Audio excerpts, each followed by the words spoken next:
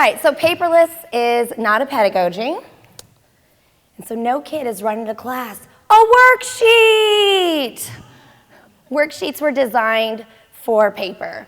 And so when we think about paper, no teacher that I know of got into teacher because I want to save trees. No, you got into teaching because you want to save kids. Come on, Noah, dang it. How about that slide? See, in my mind, I had this together. Right? Why did we become teachers? Did we become teachers because we want to save trees? I've asked this question a million times and no one ever says it's because you enjoy doing paperwork, because you like passing out points. No, I enjoy teaching because I like this. Every day, that's what I want to hear every day. Not like, oh, look at me, not using trees. 40% of high school students are disengaged. Paperless does not say student engagement. Paperless does not say student engagement. So when we take our worksheets and we just upload them online, those were designed for paper. Is it better to scribble on a PDF? Does this make learning better? In fact, I'd like to even argue, I'd rather hit myself in the head with a brick than open up, wait, what happened here? Yeah. I apparently don't know how to use a clicker, I apologize. I'd rather hit myself in the head with a brick than open up 30 Google Docs. You know, it's not about getting through paper, it's about interacting and engaging with kids. So when I think I'm going to use technology, I'm not using technology to be paperless, I'm using technology to interact better with students, to get better high quality feedback, to build relationships. What improves learning? I dare you to find paperless on a list. So it's not the tools that teach. Tools don't teach, you teach. You're the one that makes students better. So I have an activity that I like to do where I have students answer a question. Now I'd like to offer a challenge that if you ask a question and you expect students to get it right, it was not a critical thinking question. If it's a critical thinking question, it should require feedback. Strategic thinking is you strategize, get feedback, and change your strategy. So that requires a conversation, a back and forth. It requires a teacher, not a tool. Now a tool's going to make that facilitated. Because how am I going to do that with paper? That's going to be difficult. So the technology allows me to do the pedagogy.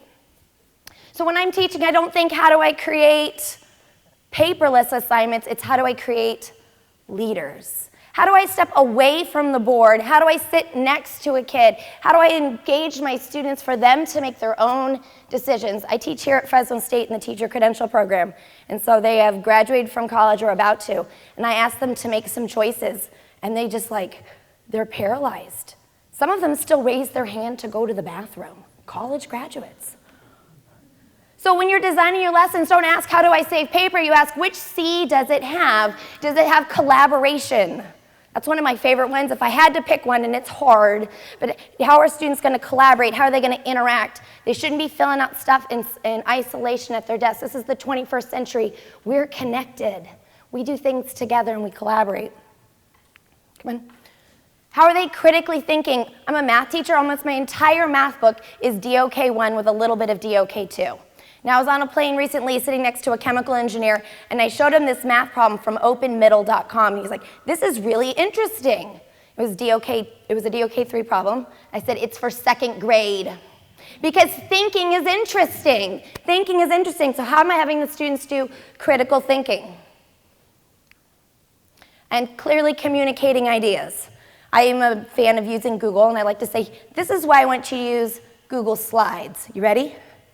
Because you can add a text box. What? A text box? I know, it's crazy. But when I ask students to do the same work, not on a Google Docs, but I ask them to do it on a Google Slides, they can add a text box to explain their thinking.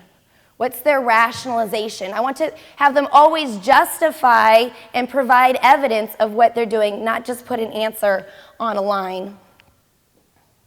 And creative thinking. I read an article today that, who's that guy from Shark Tank with the basketball team? Whatever. Mark Cuban. He said the one skill that students need for the 21st century is creative critical thinking. Creative critical thinking. How does my lesson help students be creative critical thinkers? Don't let your C be compliance, let your C be choice. Choice is very motivating. Now that we have technology, I don't have to have all students doing the exact same thing. So in an age of Google, how many students are sitting there thinking, I could just Google this, stop talking? So don't blame your students for not paying attention to your outdated lesson plan. How are we engaging them in the era that they live in the way that they interact and communicate? So get more by talking less. How do I have the students actively engaged? I read this article out of Harvard, I think it was from the math department. So it doesn't matter how awesome of a lecturer you are, it's not as good as active student engagement. So how do I leverage technology so that students don't have to access me for DOK 0? Hey everyone, get out your pencil. And if you would please sit in small groups, they can read that. And if they can't read it, they can listen to a short video. What can they do without you? They can copy without you. So I can spend my time in ways that engages with students. Is the policies we do or the reasons that we do things in our classroom because it's good pedagogy or is because it's a remnant of the Industrial Revolution? My best minute is a minute I get to sit next to a kid. So I want to use my technology not to be paperless. I want to use my technology to leverage me being able to sit next to kids, that they're not dependent on me for what to do next. Thomas Guskey out of the University of Kentucky says, there is no average time to learn something. So why do I make every kid know it by Tuesday? Because without technology, the paperwork management is ridiculous. But once I switch to using technology, I can rethink the late assignment. I can rethink the due date, and I can say, you know what, some students need more time, and I can still engage with them, and it's not a paperwork nightmare. Sit next to kids. Because grading does not improve learning, but feedback does. If you look at the research by John Hattie, he has this big list of what improves learning, what impacts learning. Grading is not on the list. But up at the top is feedback that's actionable, so let me give you a tip. Do not release the grade until they respond to your feedback. Do not release the grade until they respond to your feedback. In fact, I'd also like to challenge you to don't bother leaving feedback if it's not actionable. They should have to do something with it. For feedback to really make an impact, they should, right? You can't talk a kid into being a critical thinker. You have to let them think, give them feedback, and let them think some more. So that's got to be a feedback loop. It has to be a cycle. How do you do that with paper? It's hard, but with a digital tool, it's easy. I use Google Classroom, and I utilize the private comments. I say, answer in the private comments. You know what I would rather do than open up 30 Google Docs and hit myself in the head with a brick. So 30 is out, but 0 is in. So if I use private comments, I have 0 documents to open for the win. I'm also paperless. But then it's not comments, it's a conversation.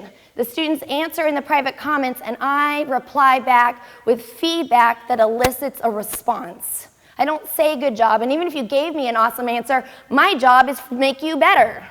So even if you give me an awesome answer, I'm going to give you a challenge. Oh, can you do that with a semicolon? Can you write that in the passive voice? Can you do this another way?